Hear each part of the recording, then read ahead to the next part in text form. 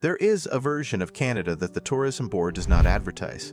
It exists in the gap between what a country promises and what a country was, and in certain towns, scattered from Nova Scotia to the Yukon, that gap has never fully closed. The 1960s in Canada were a specific kind of optimism. Resource extraction was the national narrative. Highways were being built. Downtowns were the center of something real. The diner was where the shift workers went before the shift and after it. The barbershop was still a barbershop. What happened next is not complicated.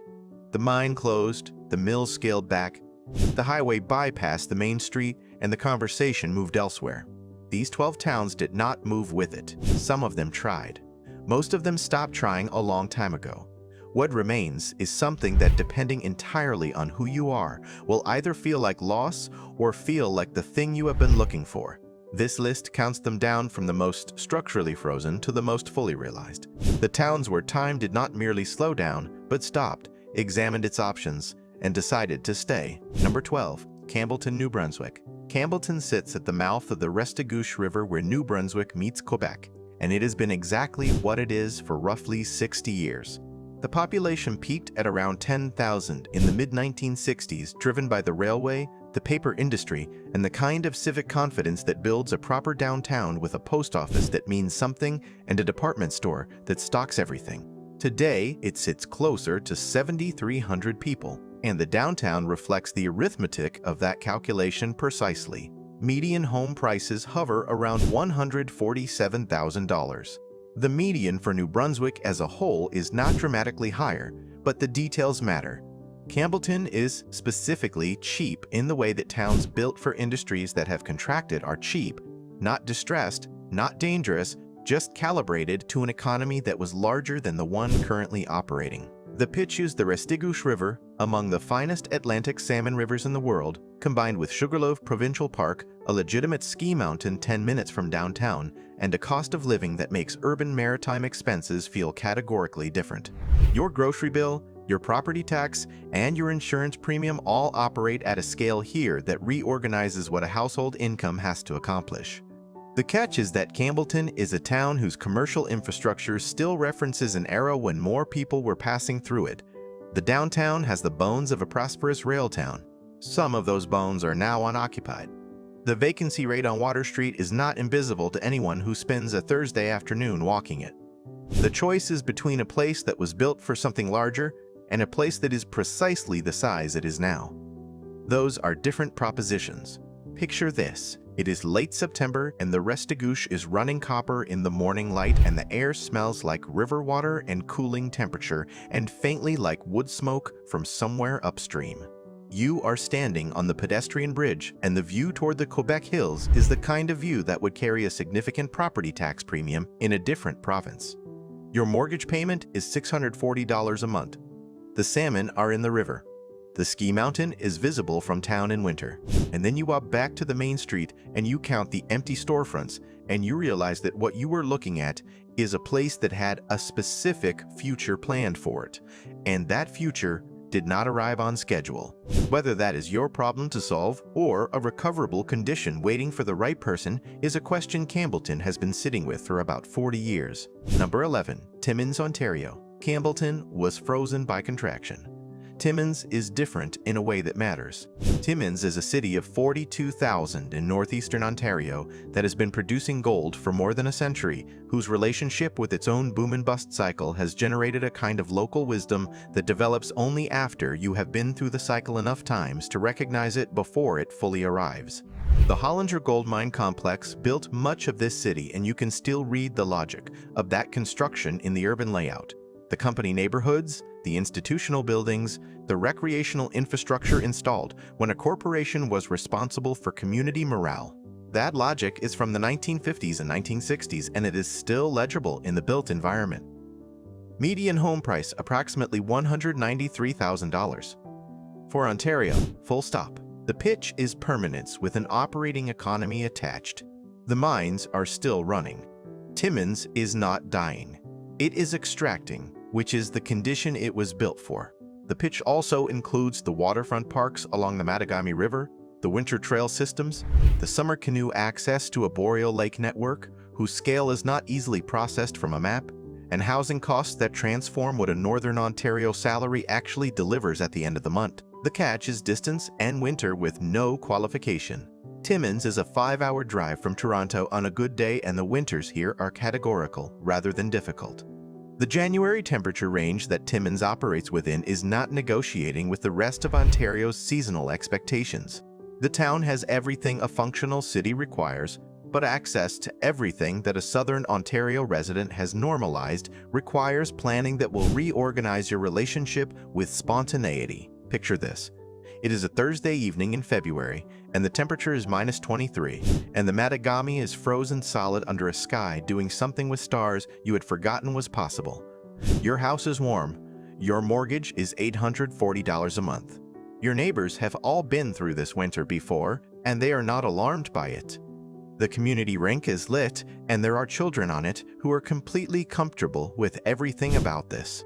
You grew up somewhere south of here, and you have been spending $1,200 a month renting a basement, and you are now in a 4-bedroom house with a yard, and you are forming a thought about what isolation actually costs when you measure it against what isolation of a different kind has been costing you for years. Then January becomes February, and February becomes March, and the thought is still being completed. Number 10. Drumheller, Alberta. Drumheller is in the business of being looked at. The Badlands, the Hoodoos, the Royal Tyrrell Museum, 75 million years of geological history compressed into a river valley that looks like a film set for something that has not been made yet. The tourism infrastructure is real and reasonably maintained. The median home price is $158,000 in a province where Calgary, 2 hours up the highway, has a median north of $600,000. That number is not a typo, and it is not explained by the dinosaurs alone. The town proper holds around 7,000 people and functions as a service hub for a region without another obvious commercial center. The pitch is landscape, low cost, and proximity to a major city without proximity to what major cities expensive. The Atlas Coal Mine National Historic Site is on the edge of town. The surrounding canyon system is accessible by car or bicycle year-round. The geography is genuinely spectacular in a way that photographs do not fully capture because photographs do not capture scale. The catch is that Drumheller is a town organized around an attraction that draws day trippers rather than overnight visitors in the numbers the commercial strip requires to fully sustain itself. The employment base beyond tourism, healthcare, and agriculture is limited in ways the landscape does not immediately suggest. The Wintertown and the Summertown are meaningfully different places in terms of energy and activity. The valley is beautiful. The valley is also contained. The walls of the Badlands are visible from most residential streets, which means the geography that makes the place distinctive also defines its boundaries. Picture this. It is early May, and the canyon is backlit, and the hoodoos are casting long shadows, and the temperature is 16 degrees, and you have driven out along the Hoodoo Trail before the tour buses arrive. Your monthly housing costs are low enough that your bank account registers an unusual condition. It is increasing. You are a person from a city, and this took adjustment. You are also a person who now lives inside a landscape that most people visit for 4 hours and photograph from a car window. The summer begins and the traffic fills the valley, and visitors move through something you have permanently moved into, and the question of whether you are the background of their vacation or they are the interruption in your life is one that Drumheller will require you to answer every July without assistance. Number 9. Hanna, Alberta. Hanna is a prairie town of 2,700 people midway between Calgary and Drumheller, and it is a useful argument against the assumption that affordability always announces its trade-off visibly. The trade-off here is specific and requires reading. The median home price sits around $121,000.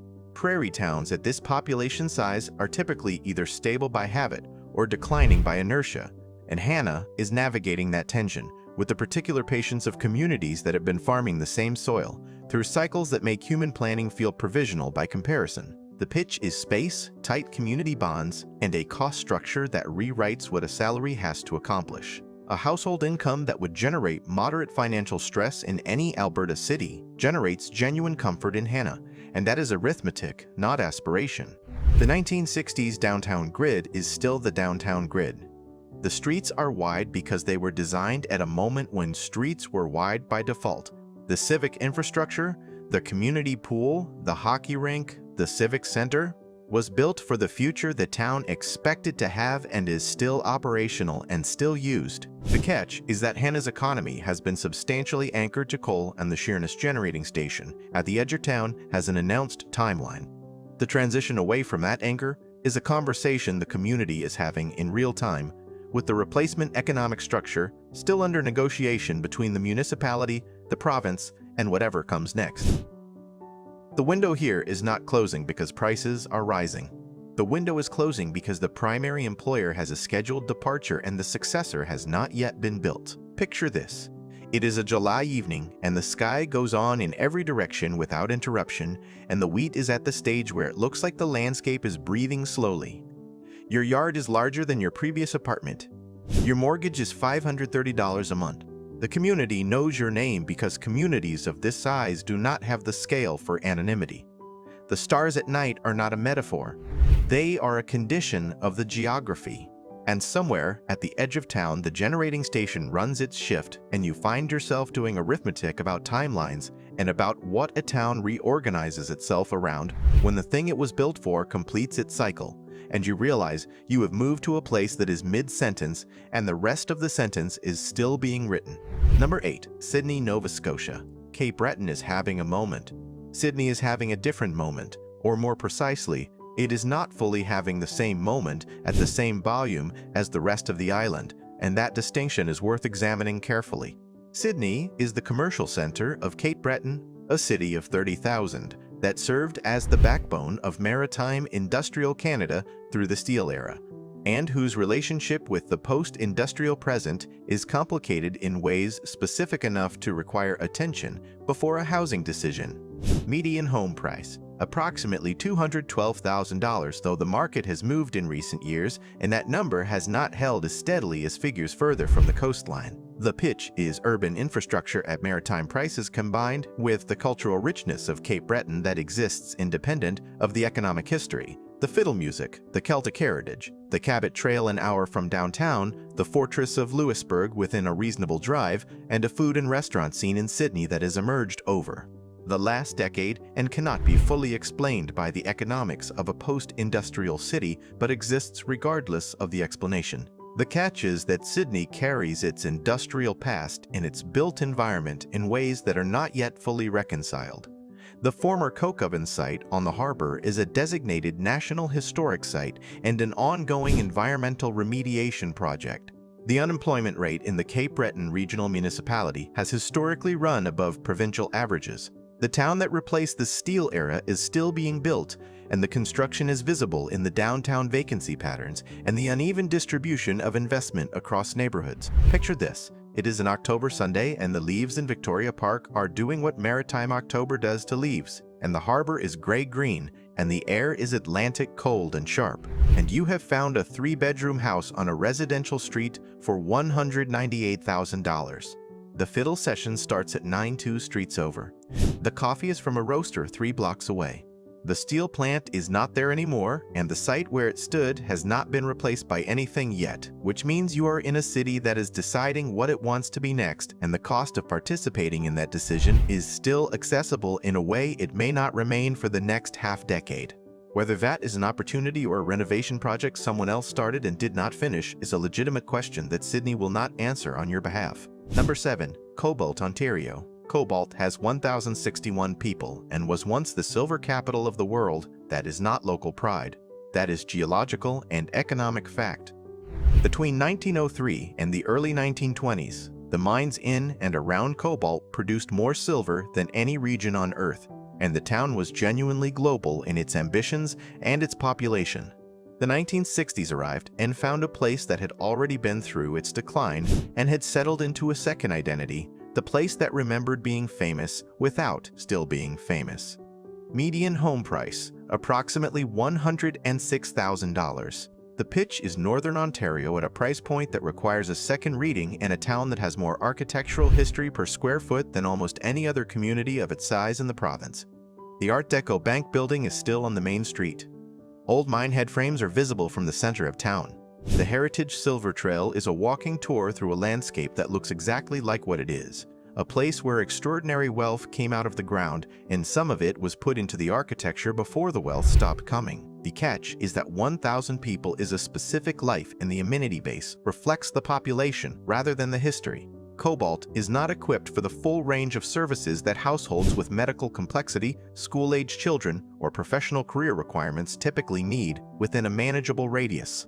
The nearest full-service hospital is a significant drive. The isolation is not metaphorical and it does not soften with familiarity. Picture this. It is a late August afternoon and you are standing on the main street and the Northern Ontario light is coming in at that specific low gold angle it takes in late summer. The kind of light that seems to be making a deliberate choice about what it illuminates. Your mortgage is $480 a month. There are mine head frames behind the bank building that was constructed in 1912. The town is quiet in the way that towns of 1,000 people are quiet, not peaceful quiet. Population quiet.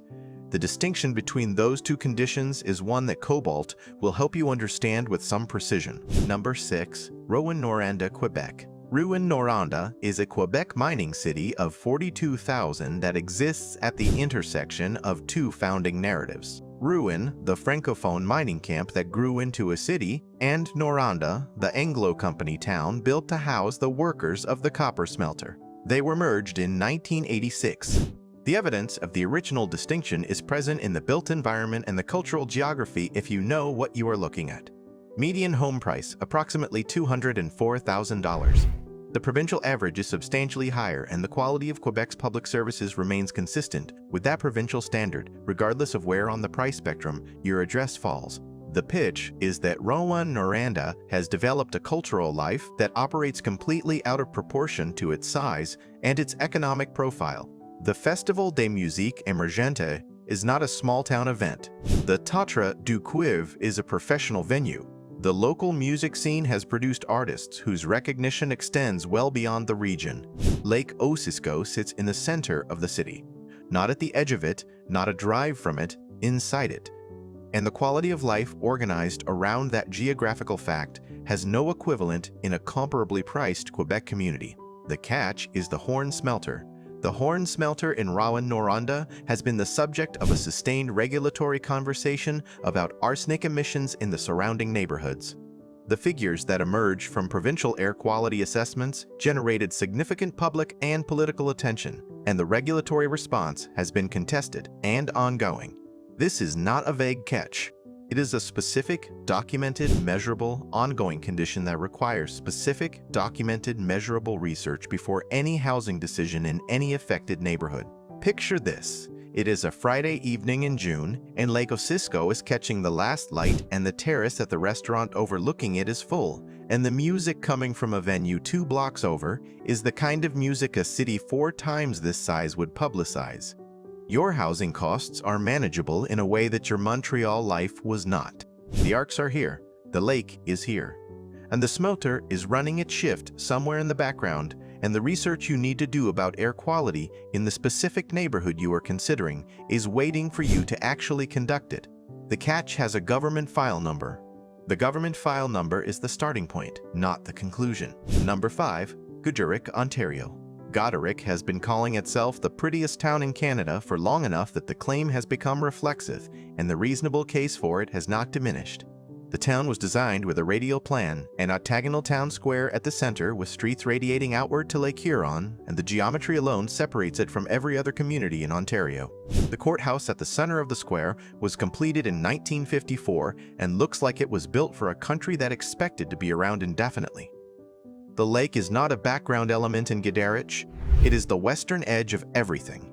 Median home price, approximately $327,000, which for lake-adjacent Ontario is a number the market has begun to notice. The pitch is aesthetic coherence that is genuinely rare in a town of 8,000, a functioning main street that retains a bookstore, a cheese shop, an independent hardware store, and the category of establishment that is supposed to disappear from communities this size and has not disappeared here, combined with surrounding agricultural land, operating at a scale that makes the word rural feel inadequate. The catch is that Goderich is the most discovered entry on this list, and the window conversation is correspondingly different.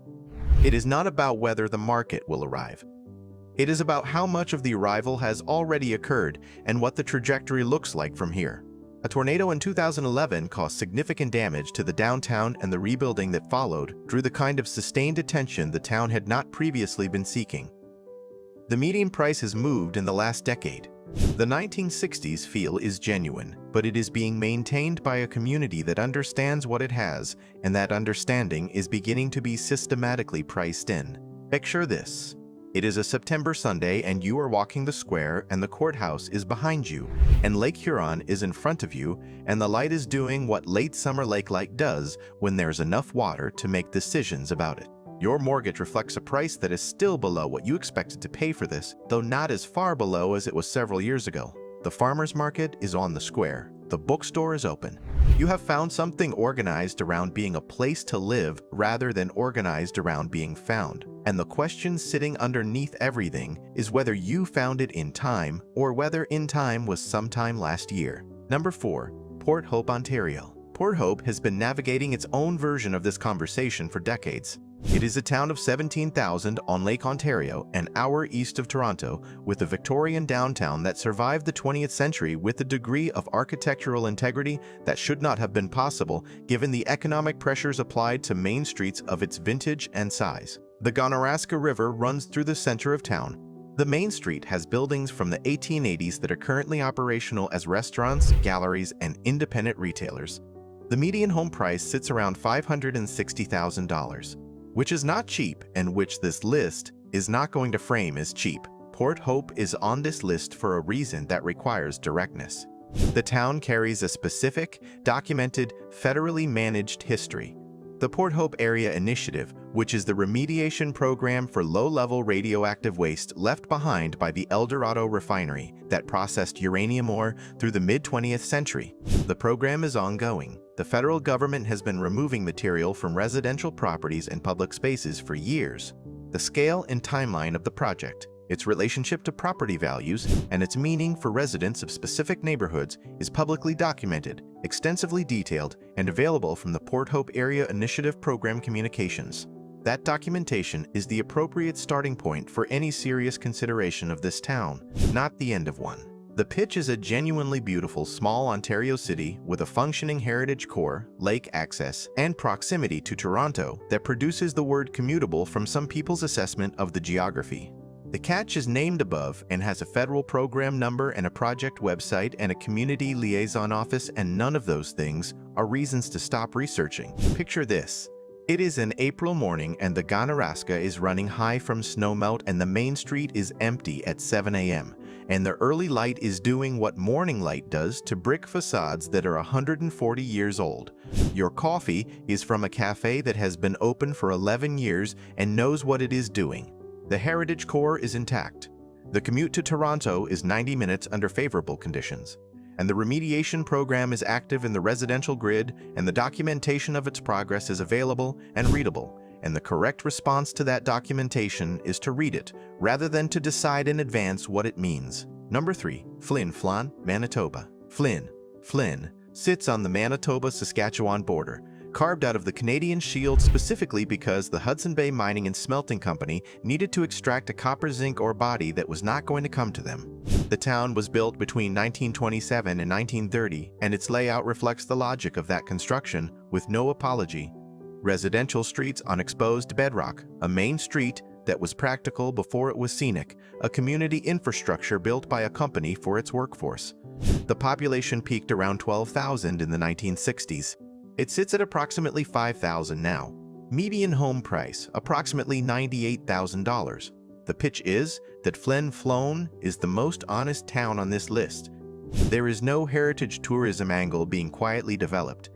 There is no art scene emerging in the gap left by industry. There is a functional community of 5,000 people living at the edge of one of the great boreal lake systems in the world.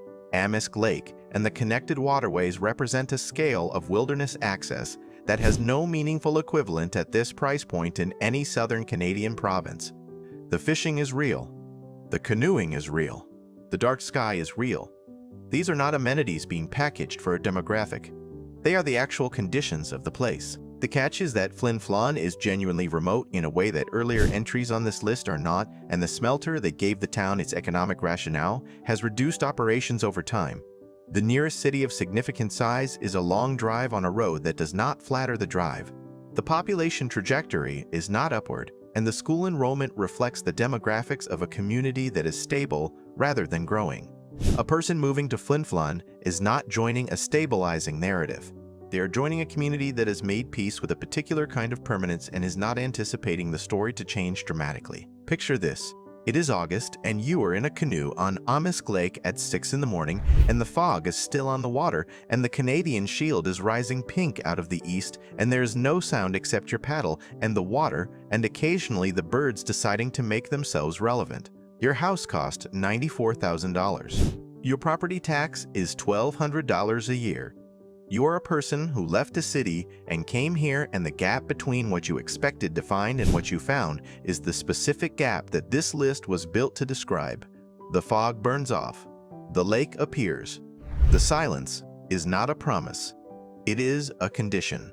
Whether it is the condition you were looking for is the only question that matters, and Flin Flon will not construct a more comfortable version of the answer for you. Number 2, Moose Jaw, Saskatchewan. Moose Jaw has 34,000 people and one of the most intact Art Deco commercial districts in the Prairie Provinces, and a median home price of approximately $187,000, and a legitimate claim to being the most underrated city in Saskatchewan, which is itself a province that has been treated as an afterthought in the national housing conversation for most of its existence. The downtown on Main Street is not a heritage reconstruction. It is a heritage original. The buildings from the 1920s and 1930s are still the buildings. They have been maintained and in some cases restored. They are currently occupied by functioning businesses, not by the ghosts of functioning businesses. The pitch is a complete city at a scale and cost that rewrites what the word city should require. Moose Jaw has a hospital, a regional college, a cultural district, a genuine restaurant scene, and temple gardens. A mineral spa hotel whose existence in Moose Jaw requires no explanation because geothermal mineral water does not distribute itself according to civic prestige. The tunnels of Moose Jaw lean into a local legend involving Chinese immigrant workers and Al Capone that is engaging regardless of its relationship to the documented historical record. The annual Saskatchewan Festival of Words is a serious literary event. The infrastructure of civic life is present and functional. The catch is that Regina sits 65 kilometers east and is doing more of the regional economic heavy lifting than Moose Jaw is currently capturing. The professional opportunity base reflects Moose Jaw's size and its relationship to its larger neighbor. Living well in Moose Jaw and building a career in Moose Jaw are not identical propositions, and the distinction between those two things is a condition that Saskatchewan more broadly makes you reckon with rather than resolve at the provincial border. Picture this. It is a winter Saturday and you are on Main Street and the Art Deco facades are doing what they were designed to do in Prairie Light, making a street feel intentional and built for something. The sidewalks are cleared. The temperature is -17. You have a 4-bedroom house with a yard and a finished basement, and your monthly housing cost is $18-12, and you are walking to a restaurant that has been open for 3 years and is full tonight. Moose Jaw in the mid-2020s is not the Moose Jaw of 1965, but the bones are similar enough that the difference requires explanation rather than simple observation. The explanation is that the conversation that changes prices never fully arrived here.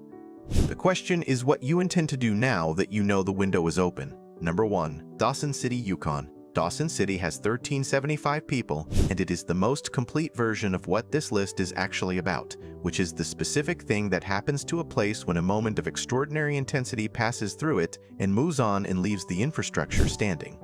The Klondike Gold Rush arrived in 1888, built a city of 40,000 in the span of 2 years, and departed.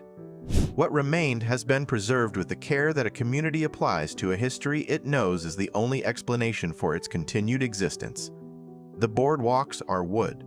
The buildings lean. The permafrost heaves the foundations on a schedule that maintenance cannot fully interrupt.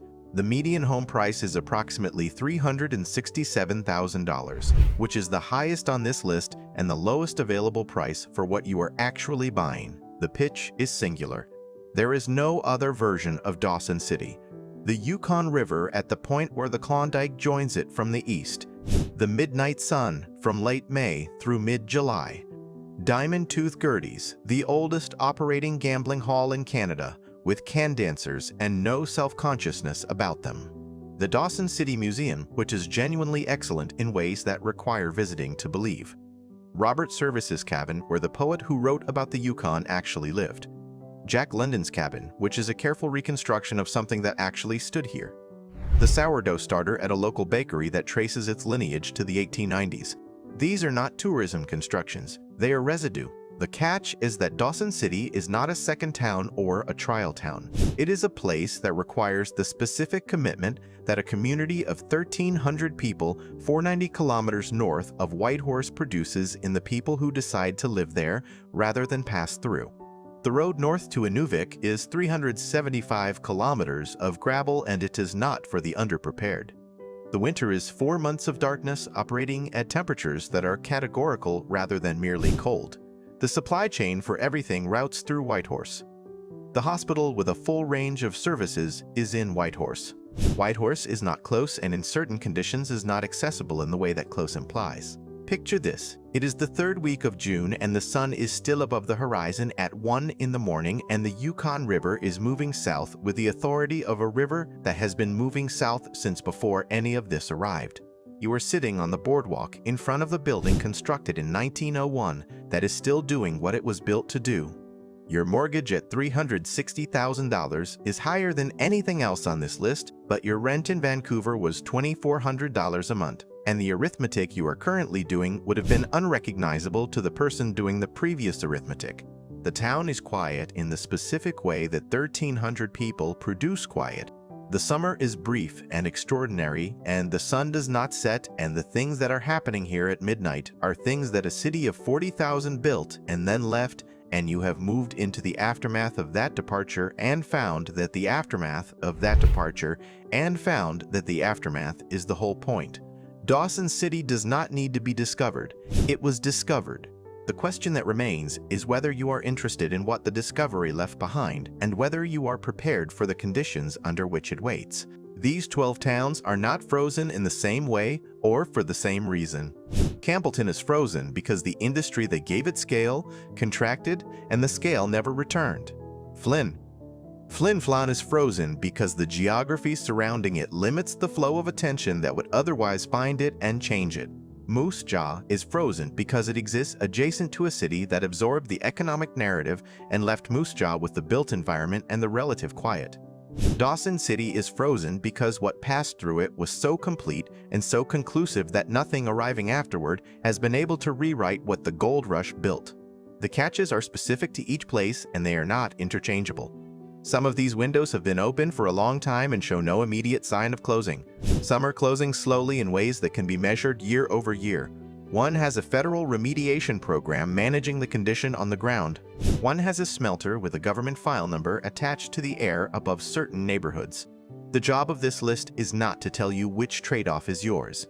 The job is to establish that the trade-offs exist, that they are specific, that they are researchable, and that the gap between what these towns cost and what they contain is a gap the market has not yet fully closed. The market is patient. It catches up eventually. The only variable is whether you arrive before it does, and whether what you find when you arrive is the version of Canada you were looking for or the version you did not expect to recognize.